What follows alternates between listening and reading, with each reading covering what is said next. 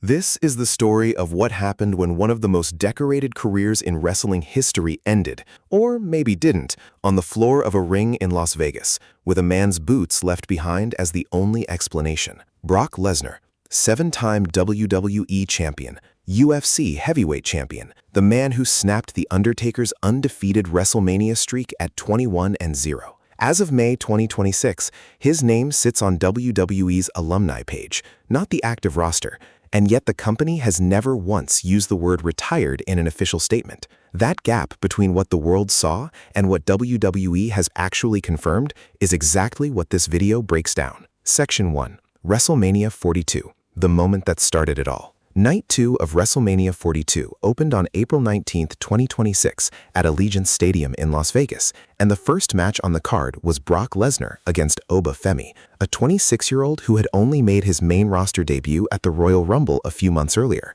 Signed originally through WWE's NIL program after competing in the college track and field. What played out over the next 5 minutes looked less like a match and more like a handoff. Femi survived Suplex City. He kicked out of an F5. Then he came back with a chokeslam and his finishing move, the Fall from Grace, and pinned Lesnar clean in the center of the ring. Lesnar's WrestleMania record dropped to 6 wins and 7 losses, and Femi became the first person in history without a prior WWE Championship reign to beat Brock Lesnar on that stage, joining a list of WrestleMania debut winners that includes The Rock, Steve Austin, Hulk Hogan, John Cena, and Randy Orton. None of that was the actual headline, though. What followed the bell is what people are still talking about. Lesnar sat in the middle of the canvas after the loss, reached down and pulled off his gloves and his boots, leaving them right there in the ring. Nearly in tears, he stood and raised his arms to the crowd while "Thank you, Brock" chants rolled through a stadium holding 50,000 people. He held Paul Heyman for a long time.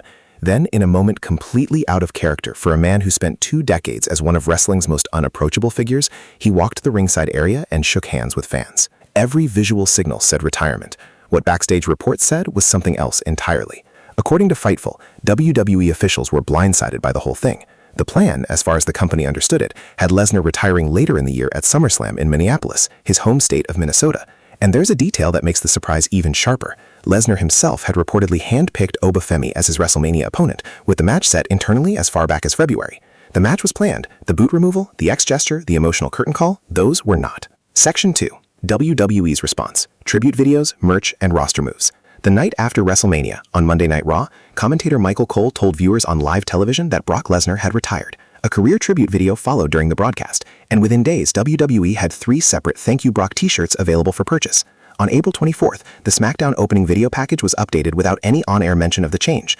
Lesnar's name moved from the Now section to the Forever section, placed alongside all-time legends, while Femi and Trick Williams were added to Now in his place. The passing of the torch, at least in how WWE was framing its own programming, happened quietly and without fanfare. That same week, on April 20th Raw, Paul Heyman delivered what the crowd treated as a goodbye speech. With visible emotion, he urged WWE to recognize Lesnar's legacy permanently and called him the single baddest champion the company had ever seen, earning a standing ovation from the live audience. Then came May 8th, 2026.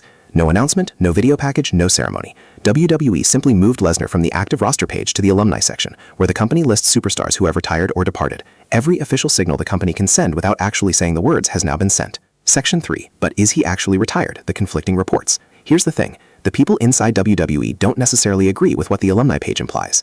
Dave Meltzer of the Wrestling Observer, whose sourcing inside the company runs deep, reported that the internal belief contradicts the public-facing narrative. His words were direct. Based on people in WWE, they believe he's not retiring yet, although he is retiring probably at some point this year. Wrestling Observer host Brian Oliver added another wrinkle. The tribute video that aired on Raw appeared rushed and poorly produced, pulling clips from old documentaries rather than polished highlight packages, which suggests the whole thing was assembled on short notice because nobody had prepared for what Lesnar actually did. Paul Heyman, who knows Lesnar's situation better than almost anyone alive, responded to retirement questions by saying he expects another 15 years of dominance from the Beast. Heyman saying something dramatic and ambiguous is not exactly news, but it hasn't helped clarify the timeline. And then there is the Gunther situation, which nobody has addressed on camera but which refuses to go away. In the weeks before WrestleMania, Gunther told Heyman he was owed a favor after stepping in to handle Seth Rollins on Heyman's behalf at WrestleMania 42. Gunther spent the past year operating as WWE's self-styled career killer, retiring Goldberg, John Cena, and AJ Styles across an 8-month stretch. A match where Gunther attempting to make Lesnar's retirement official, with Heyman caught between the man he managed for decades and the debt he owes, has a built-in story that writes itself. No match has been announced, no plans have been confirmed, but the thread is sitting there in plain sight.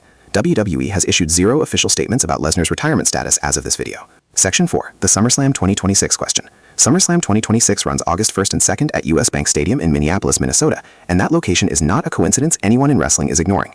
Minneapolis is where Lesnar won the NCAA Division I Collegiate Wrestling Championship at the University of Minnesota. He has been billed from there for his entire WWE career, spanning over 2 decades, and yet despite that, he has almost never competed in his home state on WWE television. US Bank Stadium itself carries its own layer of Lesnar history. It is home to the Minnesota Vikings, the NFL team Lesnar briefly attempted to join back in 2004.